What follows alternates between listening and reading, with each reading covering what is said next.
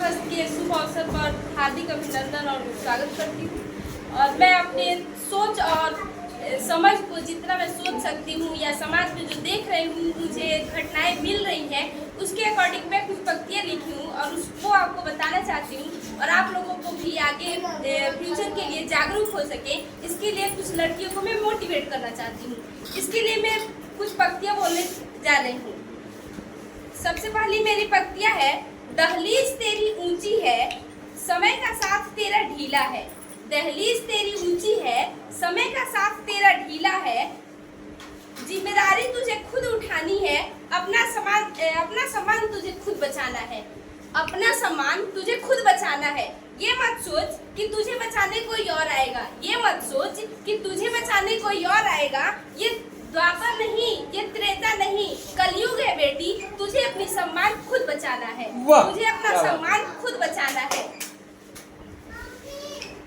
अगर तू कुछ करना चाहती है, अगर तू कुछ करना चाहती है तो अपने कदम खुद बढ़ाने होंगे। अगर तू कुछ करना चाहती है तो तुझे अपने कदम खुद बढ़ाने होंगे।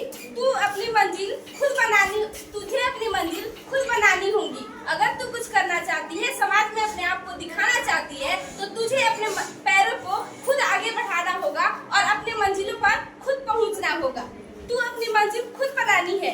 तू वह बेटी है, तू वह बेटी है जो दुनिया में आने से पहले तुझे यातना दी जाती है, मारने का प्रयास किया जाता है। और अगर तू आ भी गई, अगर तू दुनिया में आ भी गई, तो तुझे समाज की सारी कुरीतियां, कुप्रथाओं, नियमों और कानूनों से बांधा जाता है। और जितनी सारी कुप्रथाएं होती है, सबसे पहले बेटियों पे लागू होती हैं। तू तो कभी ये सोच ही नहीं कि तुझे बचाने कृष्ण आएंगे। तू तो कभी सोच ही नहीं कि तुझे बचाने कृष्ण आएंगे। ये द्वापर त्रेता नहीं, कलयुग है बेटी। तुझे अपना सम्मान खुद बचाना होगा। ये भावना से या भक्ति से, तू भावना को छोड़, भक्ति को छोड़, डर के आंसू अपने तू खुद पोंछ।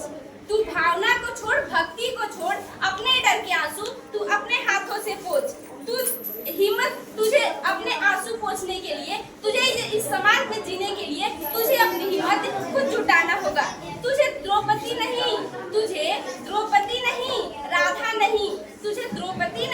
राधा नहीं, लक्ष्मीबाई बनना होगा। तुम्हें द्रौपदी नहीं, राधा नहीं, लक्ष्मीबाई और माँ दुर्गा बनना होगा।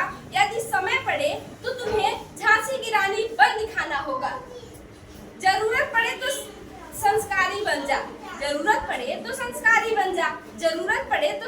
बन जा, विनम्र बन जा। और अगर जरूरत पड़े, यदि समय आ जाए, यदि तुम्हें ऐसा समय आ जाए, तो तू इतना अपने अंदर हिम्मत रख कि तू राक्षसों का संहार कर। इसके लिए तू अपना शस्त्र उठा सके। इसके लिए तुझे अपनी हिम्मत, अपनी मंजिल खुद बनाना होगा। और मैं अंतिम बात कहना चाहती हूँ कि आजकल हमारे भारत में एक ऐसी प्रधानमंत्री मोदी या जो भी है, उनके द्वारा कहा गया है कि बेटी बचाओ बेटी पढ़ाओ। एक नारा लगा है, बेटी बचाओ बेटी पढ़ाओ। जब बेटी को पढ़ानी है तो फिर उसे बचाने की जरूरत क्यों? अगर ये हमारा समाज बढ़िया होता तो बेटी को बचाने की जरूरत ही क्यों है? तो मैं कहना चाहती हूँ, ये मैं अपने सोच से कहती हूँ कि बेटी को पढ़ाओ, बेटी को बचाओ नहीं, बेटी को बचने लायक बनाओ, उसे स्वरक्षक बनाओ। बेटी पढ़ाओ और बेटी को स्वरक्षक बनाओ, ना कि उसे बचाओ। बचने के लायक बनाओगे तो वो कहीं भी रहेगी तो बच जाएगी, लेकिन आप हमेशा उसको बचाने के लिए साथ नहीं रहोगे। तो ये मैं अपना नारा अपने तरफ से कहती हूँ